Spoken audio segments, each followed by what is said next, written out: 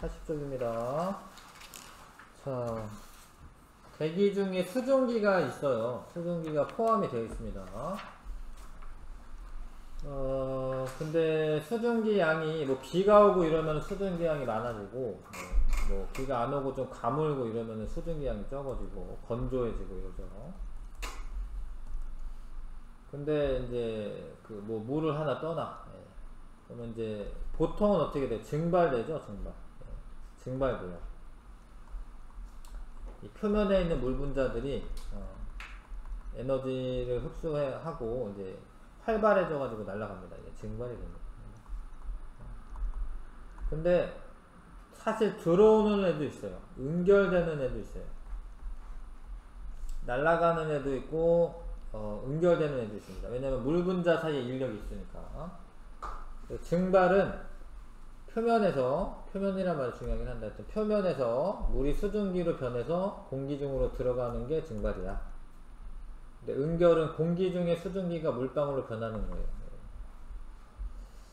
근데 이거를 이제 이렇게 어디 못 날아가게 커져서 나가지 못하게 어떤 상자에 집어넣어놔. 이제 밀폐된 공간에 넣어놔. 그러면 증발된 수증기 양이 점점 더 많아지거든요. 그럼 처음에는 증발량이 많다가 공기 중에 수증기가 많아지면 응결량도 많아져요. 그래서 나가는 애랑 들어오는 애가 같아지면은 더 이상 증발이 안 돼요. 근데 그때가 이제 포화가 된 거야, 포화. 최대한 수증기가 이제 여기에 공기가 가지고 있을 수 있는 수증기량이 최대한이 된 거야. 그러면 이제 포화 상태가 됐다라고 하거든요. 그러면 뭐 이렇게 막 비가 막 내리고 이러면 수증기가 많아지면서 빨래가 잘 안 말라. 왜냐면 이제 증발되는 것도 있고 응결되는 게 있기 때문에 그게 안 마르죠. 포화 상태가 되면. 뭐 이렇게 뭐 샤워하고 이럴 때 있잖아. 처음에는 좀 투명하다가 물을 계속 틀어놓잖아. 그러면은 수증기가 많아지면서 여기 공기 중에서 응결돼가지고 막 물방울이 떠 있으니까 갑자기 좀 뿌얘져요. 뿌얘질 때가 있어요. 그럴 때가 이제 포화 상태가 되면서 공기 중에 수증기가 응결이 되는 거죠. 그래서 응결될 때 차가운 그 캔 표면에 물방울이 맺힌다던가 새벽에 안개가 생긴다던가 이슬이 생긴다던가 이런 건 응결이죠. 자, 그래서 포화 상태의 의미를 아셔야 되는데, 그러니까 여기에는 지금 아직 불포화야. 왜 그러냐면 잘 봐, 이게 날아가는 애가 하나 둘 셋 네 개야. 들어오는 애는 두 개밖에 없죠. 그러니까 더 날아갈 수가 있어요 지금. 그러니까 지금은 이제 불포화 상태인 거야. 이게 불포화는 이제 공기가 수증기를 더 포함할 수 있다라는 거예요. 지금은 이렇게 되면 어떻게 되면 포화 상태가 된 건데, 포화 상태가 됐을 때는 증발되는 거랑 응결되는 거랑 똑같아. 그러면은 이 물이 줄어들지 않아요. 포화 상태가 되면.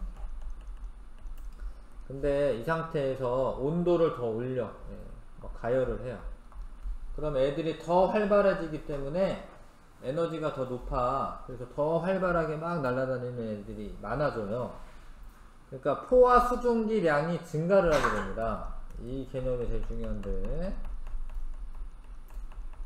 이 그래프가 제일 중요한데요. 이 단원에서는 온도가 올라가잖아요. 그러면 최대로 포함할 수 있는 포화 수증기량이 증가를 해요. 이게 뭐냐면 이게 포화 수증기량 곡선인데, 포화 수증기량 곡선인데 포화 수증기량이 증가를 합니다. 요거는 다음 주에 더 확인을 해야 될 것 같아요. 지금 일단은 어느 정도만 설명을 할게요. 자, 포화 수증기량이란 공기 1kg 속에 들어있는 수증기 양인데, 포화 상태라고 되어 있죠. 포화 상태. 그러니까 최대로 들어가는 거예요. 최대. 공기 1kg 속에 들어가 있을 수 있는 최대 수증기량이야. 그러니까 한도 끝도 없이 수증기가 있는 건 아니라는 거죠. 왜냐면 응결이 되니까. 수증기가 너무 많으면 응결이 되니까. 근데 이 포화 수증기량이 기온이 높으면 증가를 해요. 자, 포화 수증기량이 기온이 높아지면 증가를 합니다.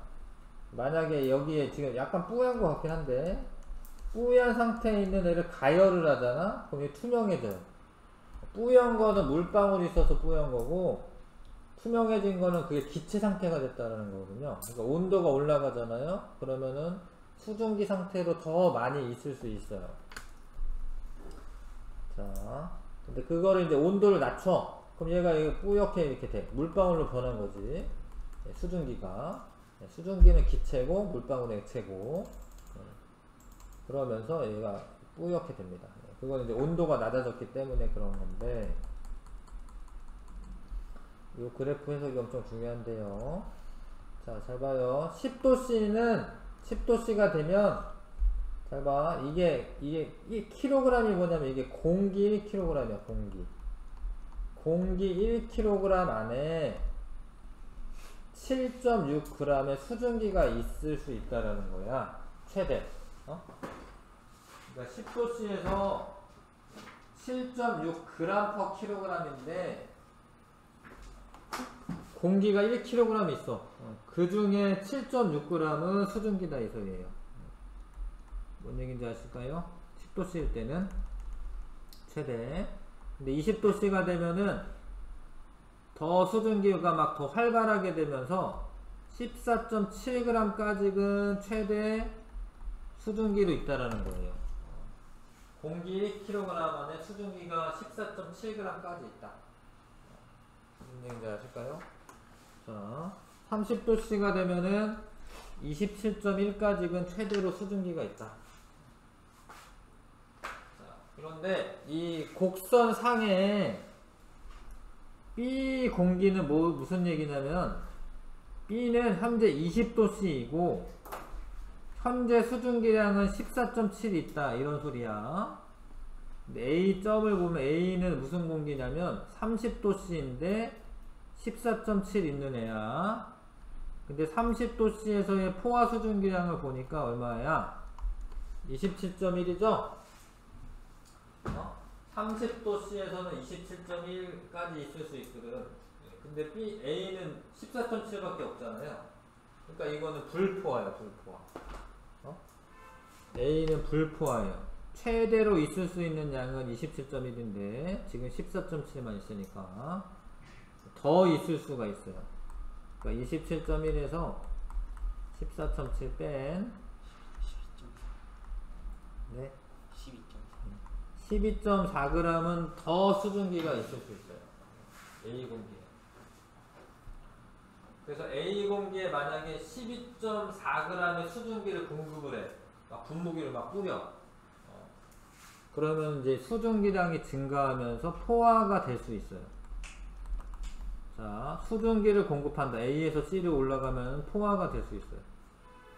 근데 이런 애인데 온도를 낮춰.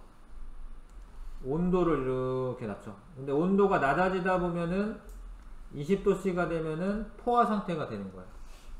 무슨 얘기인지 알겠어요? 그러니까 불포화 상태에 있는 공기를 수증기를 공급을 하거나 온도를 낮추면 포화 상태에 이르를 수가 있어요. 이해가? 이게 2학년 과정에서 배우는 용해도랑 비슷해요. 이게 얼마만큼 응결이 되냐, 뭐 그러니까 석출이 되냐, 뭐 이런 거 계산한 적 있거든요. 자, 근데 만약에 B 공기를 온도를 더 낮춰 10도씨까지. 그럼 10도씨에서는 최대 몇 g까지 수증기도 있어? 7.6까지 최대로 있는 거야. 근데 아까 전에 이제 이 A 공기는 14.7만큼의 수증기가 있었잖아요. 그 중에 7.6은 수증기로 있는데 7.1g은 수증기로 못 있어. 그래서 이만큼은 응결이 되는 거야. 이해가요? 응결량 얼마만큼의 물방울이 생기느냐? A 공기가 만약에 10도씨가 된다면 실제 수증기량 실제는 14.7 있었는데 7.6까지만 수증기로 있고 나머지는 응결이 된다. 응결량을 계산을 해야 되거든요. 이렇게 응결량 계산할 수가 있고, 자, 이슬점이라는 말은 포화 상태가 될 때의 온도를 말하는 거야. 그러니까 A 공기가 있는데 냉각을 하다가 포화 상태가 됐지? 그때 온도가 뭐야? 이슬점이다. 이슬점이라는 말, 이슬이 생기는 온도인데, 이슬점은 포화 상태가 될 때의 온도. 잘 봐라. 얘가 여기에 이제 요렇게 원래 30도씩이긴 한데 7.6g이 있어. 지금 공기 중에 있다는 소리입니다. 7.6g이. 그럼 이런 애는 온도를 낮추다 보면 20도씨가 돼도 포화가 돼요, 안 돼요? 안 되죠. 언제 돼요, 언제? 10도씨가 돼야지 포화가 되죠? 그럼 이런 공기는 뭐 B라고 하죠. B 공기는 이슬점이 얼마인 거야? 10도씨가 되는 거야. 이해 가시죠? A 공기는 이슬점이 20도씨인데 B 공기는 이슬점이 10도씨가 되는 거예요. C 하나만 더 해볼까요? 뭐 C 공기가 여기 있다.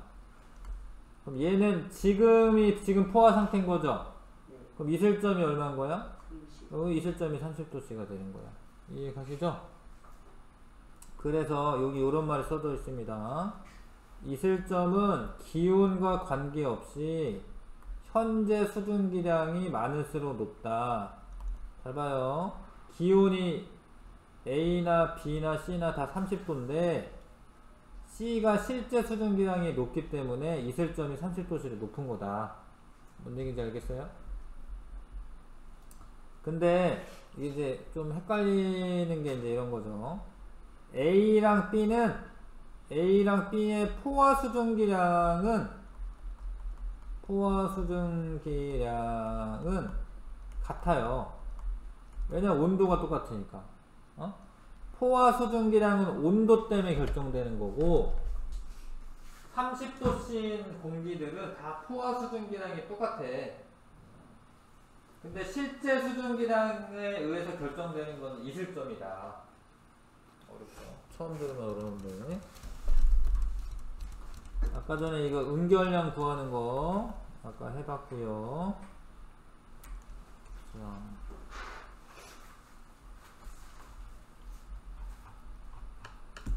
이게 좀 연습이 돼야 돼. 상대습도는 다음에 하고요.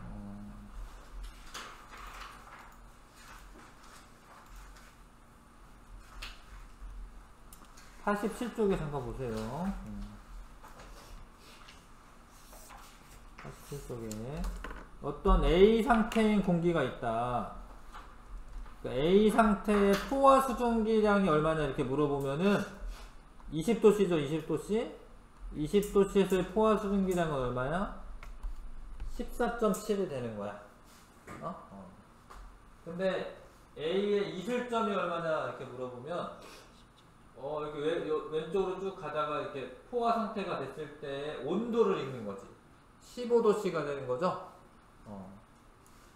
이게 포화 수증기량이 아니에요. 이거는 실제 수증기량. 이거는 포화 수증기량은 뭐야? 20도씨에서 요 선분상에 있는 곡선상에 있는.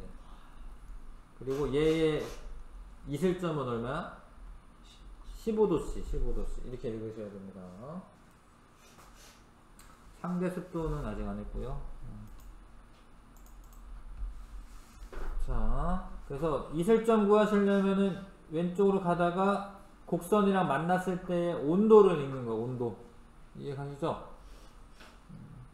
근데 응결량을 구하려면은 지금 이 공기는 공기 1kg당 10.6g의 수증기가 있는 공기인데 5도씨까지 낮추면 이슬점보다 더 낮아지면은 5도씨에서의 포화 수증기량이 5.4잖아요. 10.6이 있는데 5.4만 수증기로 있는 거고 나머지 5.2g은 응결이 되는 거예요. 응결. 이해가요? 근데 여기서 중요한 게 이게 공기 1kg당 그렇다라는 이야기야. 근데 문제가 조금 어렵게 나오면은 공기 1kg이 아니라 공기 2kg의 뭐 응결량을 구하라 이렇게 나오면은 이렇게 계산해가지고 2배를 해주셔야 돼. 그러니까 1kg당 5.2g의 수증기가 응결된다라는 의미거든요, 이게. 근데 이 공기 양이 뭐 2kg이다. 네, 그러면 2배에서 10.4g의 물방울이 생긴다. 뭐 이렇게 얘기하는 겁니다.